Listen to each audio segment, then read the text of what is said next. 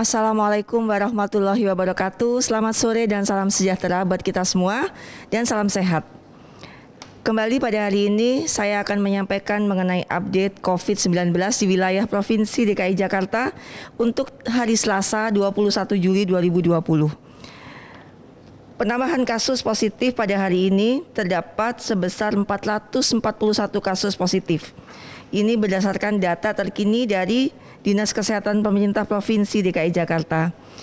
Dapat kami sampaikan bahwa jumlah kasus tersebut terdistribusi berdasarkan domisili pasien di sejumlah wilayah di DKI Jakarta, yaitu di Jakarta Pusat terdapat 50 kasus, di Jakarta Utara terdapat sebanyak 45 kasus, di Jakarta Barat terdapat sebanyak 73 kasus, Jakarta Selatan sebanyak 49 kasus, di Jakarta Timur terdapat sebanyak 46 kasus, dan kasus yang masih dalam proses identifikasi domisili ada sebesar 178 kasus.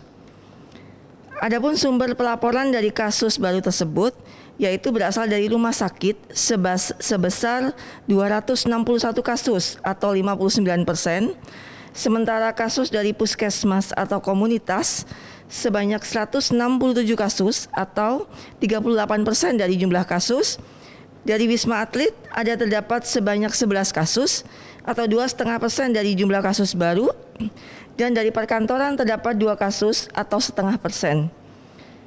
167 kasus yang dilaporkan oleh puskesmas adalah merupakan hasil active case finding atau ACF dan juga proses penelusuran kasus atau tracing.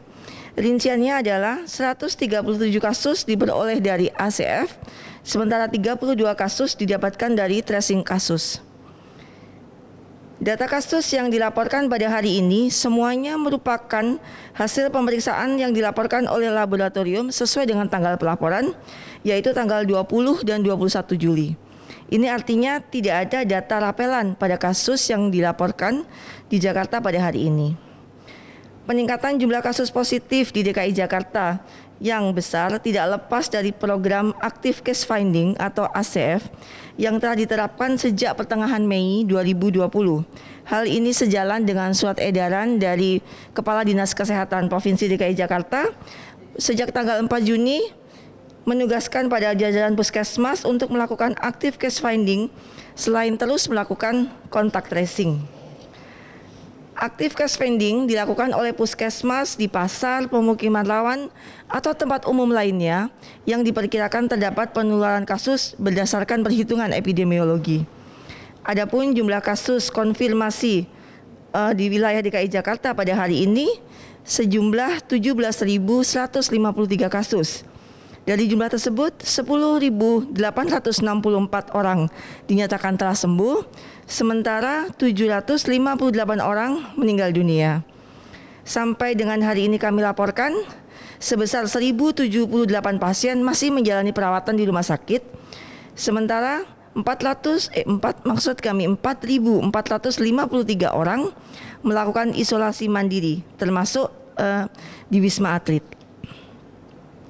Untuk jumlah suspek, ada sejumlah 52.957 orang yang sudah selesai menjalani isolasi, berjumlah 48.888 orang. Sementara suspek yang masih menjalani isolasi mandiri sejumlah 725 orang.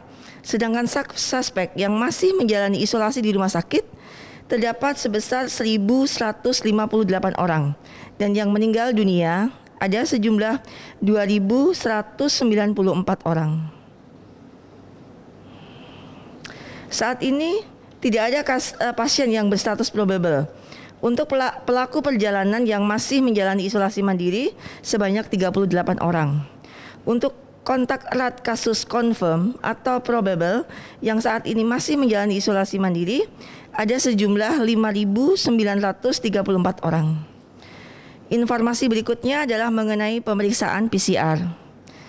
Secara kumulatif, pemeriksaan PCR sampai dengan 20 Juli 2020 terdapat 466.569 sampel. Sedangkan pemeriksaan yang dilakukan pada tanggal 20 Juli dilakukan terhadap 6.053 orang. 5.230 diantaranya dilakukan untuk menegakkan diagnosis baru. Hasilnya adalah 441 positif, sementara 4.789 hasilnya negatif. Untuk rapid test, sampai dengan hari ini total yang telah menjalani rapid test ada sejumlah 280.082 orang. Hasil persentase reaktif COVID-19 masih di angka 3,5%, dengan rincian 9.782 orang dinyatakan reaktif COVID-19 dan 270.280 orang dinyatakan non-reaktif.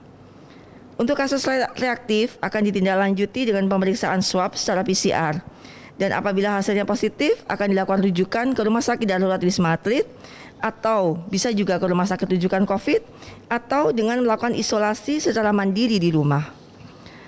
Informasi berikutnya adalah kepatuhan dalam masa PSBB transisi. Sekali lagi seluruh masyarakat dihimbau untuk terus melakukan protokol 3M melawan COVID, yaitu memakai masker dengan benar, menjaga jarak aman 1-2 meter, dan mencuci tangan sesering mungkin. Penerapan 3M sangat berdampak atas penurunan resiko tertular. Dengan rajin mencuci tangan pakai sabun, resiko tertular turun menjadi 35%. Dengan pakai masker biasa atau masker kain, resiko tertular turun 45%. Dengan pakai masker bedah, resiko tertular akan turun lagi menjadi 70%. Dan dengan selalu menjaga jarak minimal 1 meter, maka resiko tertular akan turun hingga 85%. Selain itu, juga tetap menjaga protokol PSBB transisi dengan menjaga kapasitas ruangan maksimal di 50%, tetap berada di rumah, keluar rumah jika benar-benar penting, dan pastikan keluar rumah dalam kondisi sehat. Jajaran pemerintah Provinsi DKI Jakarta juga tetap melakukan pengawasan ketaatan terhadap pelaksanaan PSBB transisi di berbagai tatanan seperti mal, objek wisata, dan pasar. COVID-19 masih ada di sekitar kita, maka kita perlu terus waspada dengan saling mengingatkan kepada keluarga dan orang-orang di sekitar kita untuk tetap selalu melakukan protokol 3M melawan COVID. Informasi terakhir kami sampaikan mengenai kolaborasi tangani COVID-19. Pemprov DKI Jakarta masih terus membuka kesempatan untuk masyarakat yang ingin berbagi dengan sesamanya yang membutuhkan karena terdampak oleh pandemi COVID-19.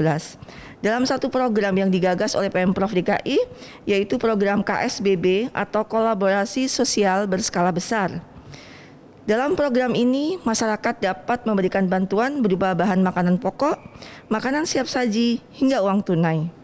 Informasi lengkap seputar KSBB dapat diakses melalui situs corona.jakarta.go.id/kolaborasi.